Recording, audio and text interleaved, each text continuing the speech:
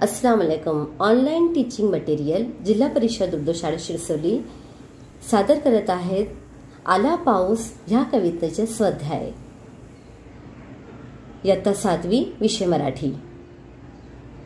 स्वाध्याय प्रश्न क्रमांक 1। खालील प्रश्नांची 1-2 शब्दात उत्तरे लिहा। अगणित दिवे कुठे लागले आहेत? उत्तर छपराखाली। प्रश्न रंगोली कशी सजली आहे?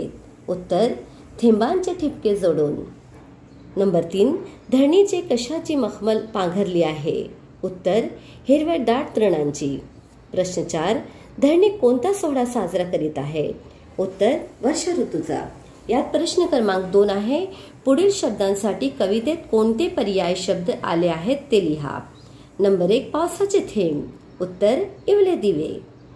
2 हिरवेदाट गवत। उत्तर मखमल। 3 रांगोळी। उत्तर ठिपके ठिपके थेंब। 4 थेंबांचा टपटप आवाज। उत्तरे संगीत धून। प्रश्न क्रमांक 3 पुढील अर्थाच्या ओळी कवितेतून शोधून लिहा।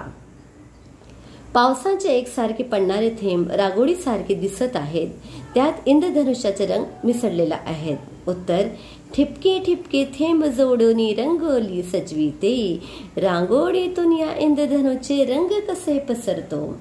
नंबर 2 छपरावर पडणाऱ्या पावसाच्या थेंबांचा आवाज म्हणजे संगीताची धून आहे, जणू काही पाऊस छपरावर तबला वाजवत आहे। उत्तर टपटप टपटप संगीत धून ही 10 दिशातून छपरावरती तबला होऊन वाजवितो कोण?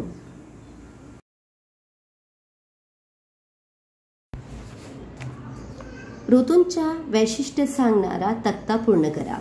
उत्तर उन्हाळा ऋतू। अ झाडांचे पान गळतात। आ जमिनीला भेगा पडतात। ई नदी नाले आटतात। पावसाळा ऋतू पाऊस पडतो, सृष्टी हिरवीगार होते, नदी नाले भरभरून वाहतात। हिवाळा ऋतू हवेत गारवा असतो, शेतात पिके डोलतात, शेकोटी पेटवली जाते। आता पाहूया अभ्यास व व्याकरण। प्रश्न क्रमांक 1 पुढील नामांना कवितेत आलेले विशेषणे शोधा। नंबर 1 दिवे, 2 रंग, 3 तृण, 4 पाखरण, 5 सोहळा। आता उत्तरे पहा।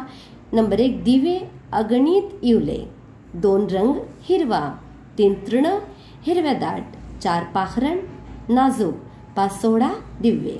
प्रश्न क्रमांक 2 पुढील शब्दांसाठी शेवट समान असणारे कवितेत शब्द।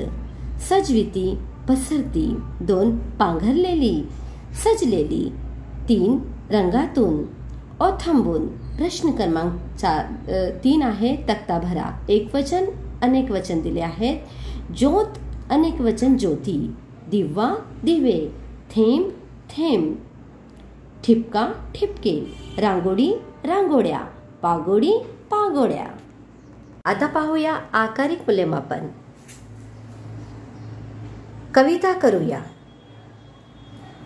पाऊस, पक्षी आणि पाणी असे मध्ये लिहिलेले 3 दिलेले आहेत आपल्याला। पाऊस आणि पावसाचे वरून पावसा गोल आकार मध्ये आणि वरी दिलेले आहेत वारा, छत्री, धारा, पक्षी, ढग, पाणी, गारा। वरील आकृतीमध्ये गोलात दिलेले शब्दांशी संबंधित काही शब्द दिलेले आहेत, त्या शब्दांना निरीक्षण करा। यामध्ये शेवट समान असणारे काही शब्द आहेत, उदाहरणार्थ वारा, धरा, गारा, पक्षी, नक्षी, पारवा, थवा अशा शब्दांना यमुक जोडणारे शब्द म्हणतात। नमुना उत्तराचा पाऊस, पाणी, गारा, वारा, सरसर येतो अमृतधारा, पक्षी बापडे भिजती, त्यांना छत्री नाही नसे निवारा। अशी झाली एक कविता। दुसरं दिलेलं आहे विद्यार्थ्यांनो पक्षी।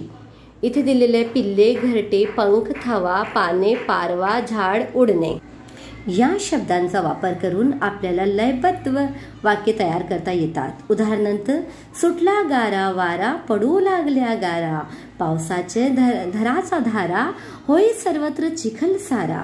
याप्रमाणे वरील आकृत्यांमध्ये दिलेले इतर शब्दांचा उपयोग करून कवितेचे ओळी तयार करा। तर विद्यार्थ्यांनो अशी आपण दिलेल्या शब्दापासून बरेच कविता तयार करू शकतात। हा आपला गृहपाठ आहे। याप्रमाणे आपल्याला समानार्थी आणि विरुद्धार्थी शब्द अजून लिहून 50-50 लिहून दाखवा। तोपर्यंत अल्लाह हाफिज।